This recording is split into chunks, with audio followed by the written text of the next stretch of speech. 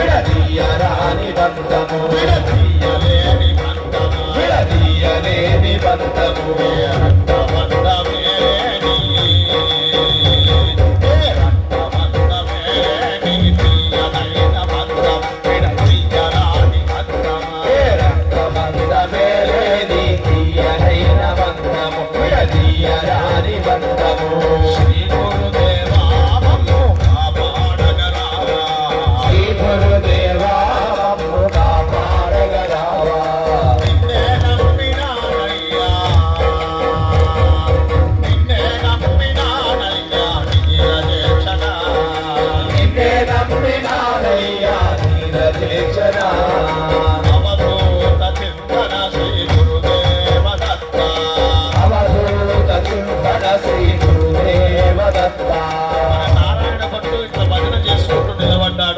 వాళ్ళు ధాన్యం కడిచేశారు, బండ్లకి ఎక్కించుకున్నారు.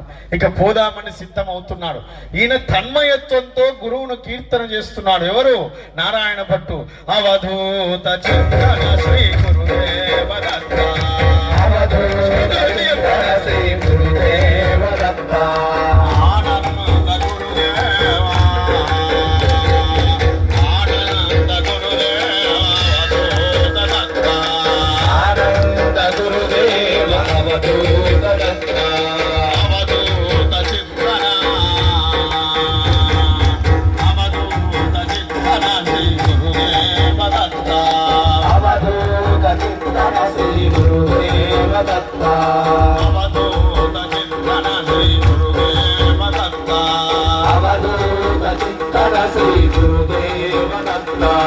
అంతలో ఎక్కడి నుంచి వచ్చిందో ఒక మహా ఎలుగు బంటి వచ్చిందండి.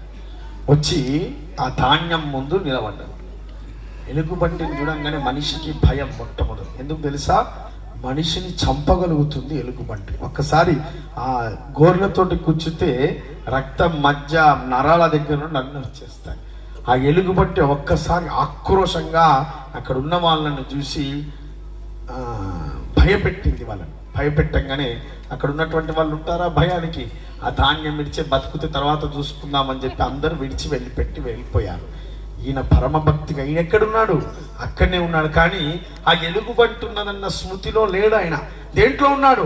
అవధూత చింతన శ్రీ గురుదేవ దత్త అవధూత చింతన శ్రీ గురుదేవ దత్త అవధూత చింతన శ్రీ గురుదేవ దత్త అవధూత చింతన శ్రీ గురుదేవ దత్త.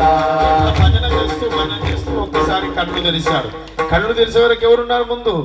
ఎలుగుబంటి కూడా అవధూత చింతన శ్రీ గురుదేవ దత్త అవధూత చింతన శ్రీ గురుదేవ దత్త.